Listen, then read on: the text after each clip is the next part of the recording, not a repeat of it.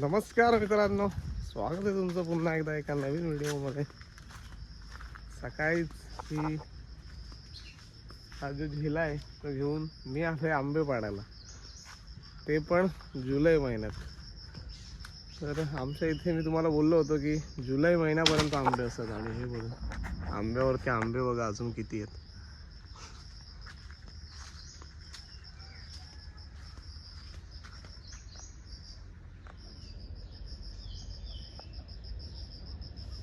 खूप सारे आंबे आहेत आणि आता आपण हे आंबे पाडणार आहोत.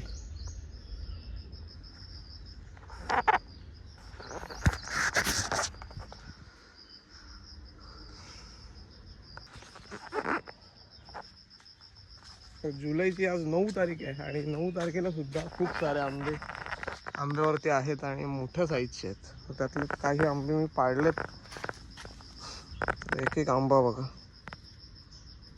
अजूनही कच्चे आहेत. त्याला आपण जोपर्यंत पाडत नाही तोपर्यंत ते पिकत नाहीत.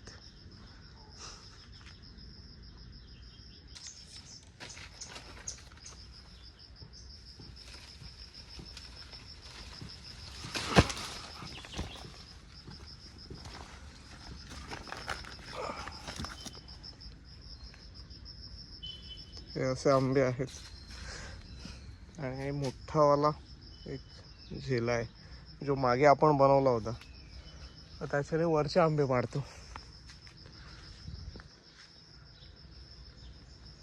हे बघा, एवढे आंबे पाडलेत आणि हा आंबा खराब झालाय, पक्ष्यांनी खाल्लाय. त्याला आपण टाकू कंपोस्टमध्ये. लॉन पूर्ण आता खराब होत चालली ती. जास्त पाऊस पडला त्याच्यामुळे. पण जवळजवळ 5-6 दिवसापेक्षा जास्त पाऊस चालू आहे. आणि हे आपलं कंपोस्टचा खड्डा. तर हे आता सगळं पावसाळ्यामध्ये याच्यामध्ये पाणी भरेल. हे भरलंय बघा, इकडे कडेला पाणी दिसते. आणि कंपोस्ट खत मस्त कुजून तयार होईल 4 महिन्यामध्ये. आणि मग त्याला आपण दिवाळीनंतर काढू. दिवाळीनंतर काढल्यावर त्याला इकडे हे बघा, हे आपलं मागच्या वर्षीचं कंपोस्ट किती छान झालंय. आणि आंबे जे आपण कट केले होते, कटिंग केले त्याला असे फांद्या फुटल्यात. आता नवीन कोंब आलेत. याला पण मस्त फांद्या फुटल्यात बघा. इकडे बघा किती ब्रांचेस आला नवीन. मग छाटणी केल्यानंतर हा फायदा होतो. याला पण बघा, एक एक याला 3-3, 4-4 फांद्या एक एक जागेवरती आल्यात एकाच फांदीला. इथे पण एक आली, अजून पण याला इथे पण येतील नवीन फांद्या. पानं किडीने खाल्लेत, त्याला थोडी आपल्याला फवारणी करावी लागेल.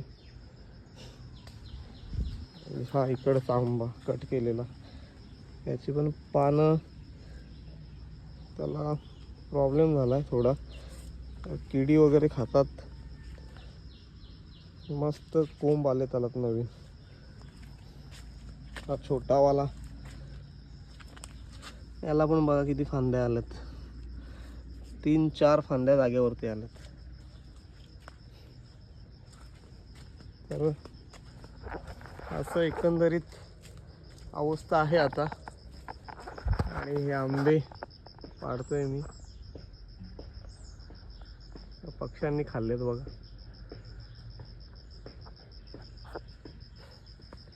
तर अजून थोडे आंबे पाडेन आणि त्याच्यानंतर मग बंद करेन. तर एवढे आंबे एकदाच पिकले तर एकदाच खायला संपणार नाही, खराब होऊन जातील. मग त्यापेक्षा आम्ही थोडे थोडे करून रोज रोज त्यांना पाडत जाऊ. चला, भेटूया पुढच्या अशाच एका नवीन व्हिडिओमध्ये. तोपर्यंत बाय बाय.